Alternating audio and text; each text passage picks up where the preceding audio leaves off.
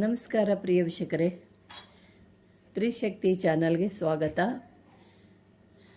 ವೀಕ್ಷಕರೇ, ಇವಾಗ ಒಂದು ನಿಮಗೆ ನಿಮ್ಮ ಶತ್ರುಗಳನ್ನು, ದುಷ್ಟ ಶಕ್ತಿಗಳನ್ನು ನೀವು ನರಕ ತೋರಿಸ್ಬೇಕು ಅಂದರೆ ಈ ಮೂಲಿಕೆ ನೋಡಿ ಪ್ರಿಯ ವೀಕ್ಷಕರೇ. ಇದು ಒಂದು ಮೂಲಿಕೆ ಇದ್ರೇ ಸಾಕು, ನೂರಾರು ಮೂಲಿಕೆಗಳು ಬೇಡ ನಿಮಗೆ. ಇದೊಂದು ಮೂಲಿಕೆಗಳನ್ನ ಇಟ್ಕೊಂಡು ಎಂಥ ದುಷ್ಟ ಶಕ್ತಿಗಳಾಗಲಿ, ಎಂಥ ಶತ್ರುಗಳನ್ನೇ ಆಗಲಿ ನೀವು ಓಡಿಸ್ಬೋದು, ನರಕಕ್ಕೆ ಕಳಿಸ್ಬೋದು ಅಂಥ ಒಂದು ಮೂಲಿಕೆ ಇದು. ಒಂದು ನರಕ ಭೂತಾಳೆ. ನರಕ ಭೂತಾಳೆ ಅನ್ನೋದು ಈಗ ನೋಡಿ, ಇದು ಅಪರೂಪ.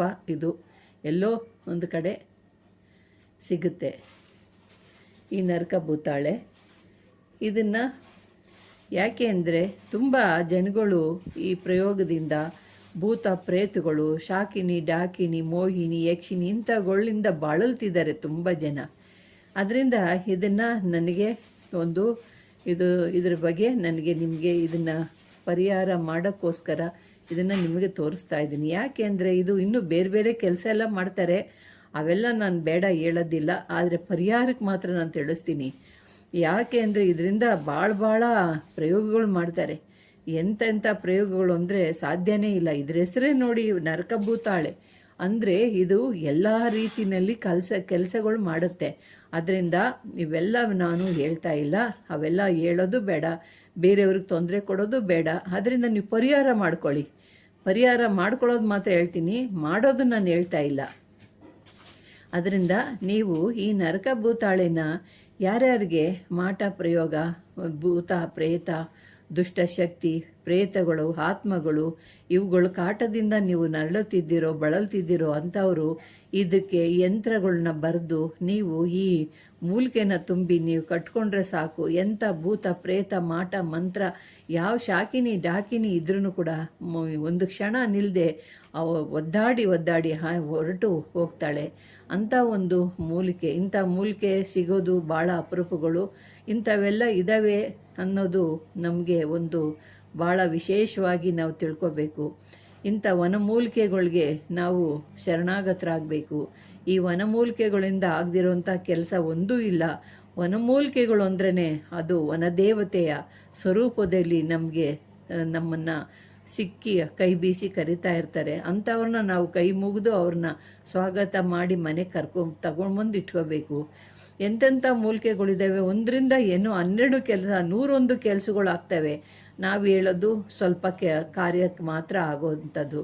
ಒಂದೊಂದರಿಂದ ಎಷ್ಟೆಷ್ಟೋ ಒಳ್ಳೆಯದು ಆಗುತ್ತೆ, ಕೆಟ್ಟದ್ದು ಆಗುತ್ತೆ, ಏನೇನೋ ನಡೀತೈತೆ ಪ್ರಿಯ ವೀಕ್ಷಕರೇ. ಅದರಿಂದ ನಿಮಗೆಲ್ಲ ಕಷ್ಟಗಳನ್ನ ಬಗೆಹರಿಸ್ಕೊಳ್ಳೋಕೆ ಮಾತ್ರ ನಿಮಗೆ ತಿಳಿಸ್ತಿದ್ದೀನಿ. ಇದನ್ನು ನಿಮಗೆ ಕಷ್ಟಪಟ್ಟು ನರಳುತ್ತಿದ್ದೀರ, ಆರೋಗ್ಯ ಸಮಸ್ಯೆ, ಆರೋಗ್ಯನೇ ಸರಿ ಇಲ್ಲ, ದೇಹದಲ್ಲಿ ಆರೋಗ್ಯ ಇಲ್ಲ ಅಂದಾಗ ಏನು ನಮಗೆ ಬೇಡಪ್ಪ, ಜೀವನನೇ ಸಾಕು ಅನ್ನೋ ಥರ ಆಗ್ಬಿಡುತ್ತೆ. ಅದರಿಂದ ಆರೋಗ್ಯ ಸಮಸ್ಯೆ ಏನಕ್ಕೆ, ನಮಗಿಂಥವೆಲ್ಲ ಮೈನಲ್ಲಿ ಸೇರಿಕೊಂಡಿದ್ದಾಗ ಆರೋಗ್ಯ ಸಮಸ್ಯೆ ಬರುತ್ತೆ. ಎಲ್ಲಿ ನೋಡಿದ್ರು ನೀವು ಸ್ಕ್ಯಾನಿಂಗ್ ಮಾಡಿ ಹಾಸ್ಪಿಟ್ಲಲ್ಲಿ ಹೋದ್ರೆ ಏನೂ ಇಲ್ಲ, ನಿಮಗೆ ಭ್ರಮೆ, ಹೋಗ್ರಿ ಅಂತ ಹೇಳ್ತಾರೆ.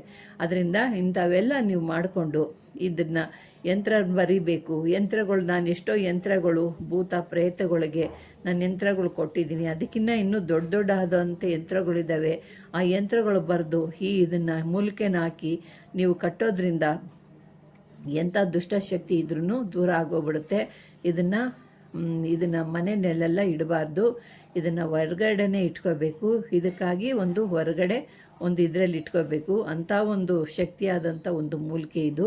ಅದರಿಂದ ನಿಮಗೆ ಈ ಒಂದು ನರಕ ಭೂತಾಳೆನ ನಿಮಗೆ ತಿಳಿಸ್ತಾ ಇದ್ದೀನಿ ನೋಡಿ.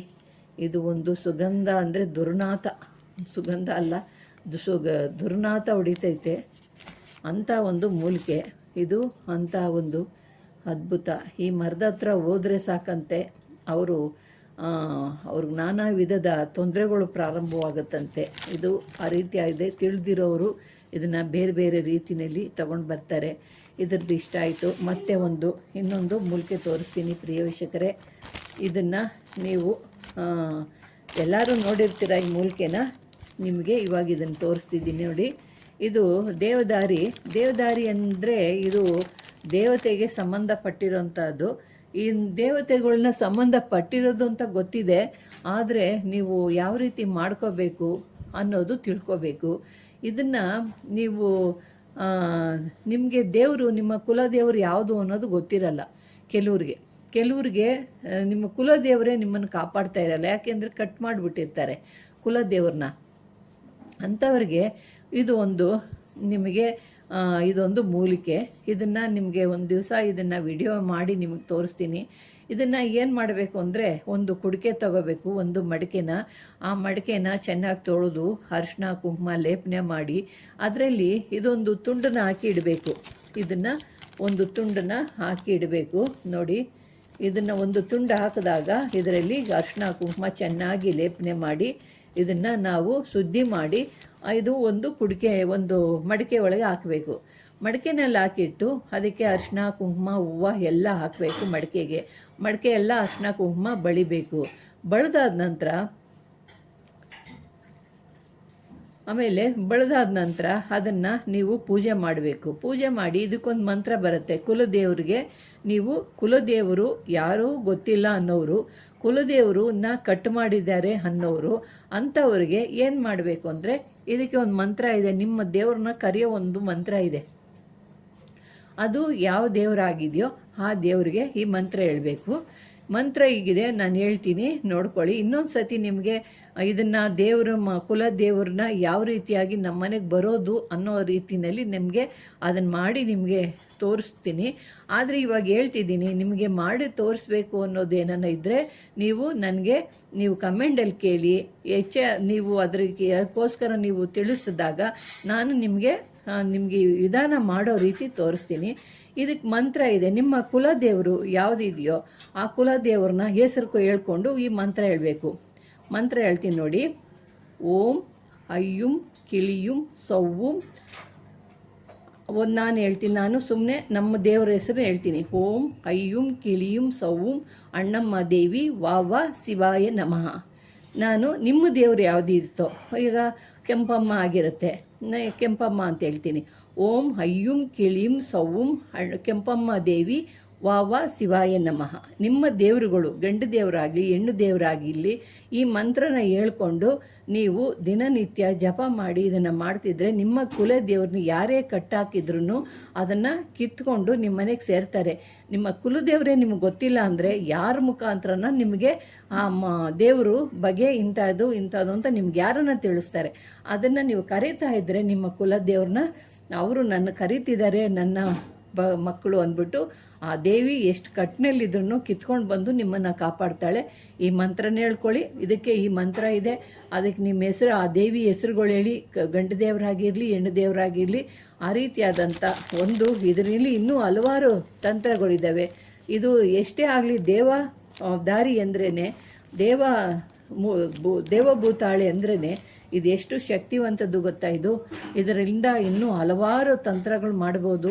ಆ ತಂತ್ರಗಳು ಒಂದೊಂದರಲ್ಲೇ ಹೇಳೋಕ್ಕಾಗಲ್ಲ. ಇನ್ನೊಂದು ವಿಡಿಯೋ ನಿಲ್ಲಬೇಕಾದ್ರೆ ಇದ್ರ ತಂತ್ರನ ನಿಮಗೆ ತಿಳಿಸ್ಕೊಡ್ತೀನಿ, ಇದರ ಮಹಿಮೆ ತಿಳಿಸ್ಕೊಡ್ತೀನಿ, ಇನ್ನೂ ಹಲವಾರು ರೀತಿಯಲ್ಲಿ ನಿಮಗೆ ತಿಳಿಸ್ಕೊಡ್ತೀನಿ. ಪ್ರಿಯ ವೀಕ್ಷಕರೇ, ಒಂದಾಗಿ ಇರೋದಿಲ್ಲ, ಅದರಲ್ಲಿ 11 ಇರುತ್ತೆ ವಿಧಾನಗಳು, ಎಷ್ಟೆಷ್ಟೋ ವಿಧಾನಗಳಿರುತ್ತೆ. ಅದನ್ನೆಲ್ಲ ನಿಮಗೆ ನಾನು ತಿಳಿಸ್ಕೊಡ್ತೀನಿ. ಈಗ ಕುಲದೇವತೆ ಯಾರು ಗೊತ್ತಿಲ್ವೋ, ನಿಮ್ಮನ್ನು ಬಿಟ್ಟೋಗಿದ್ದಾಳೋ ಅವಳನ್ನ ಕರೀರಿ. ಈ ರೀತಿಯಾಗಿ ಅವಳು ಬರ್ತಾಳೆ.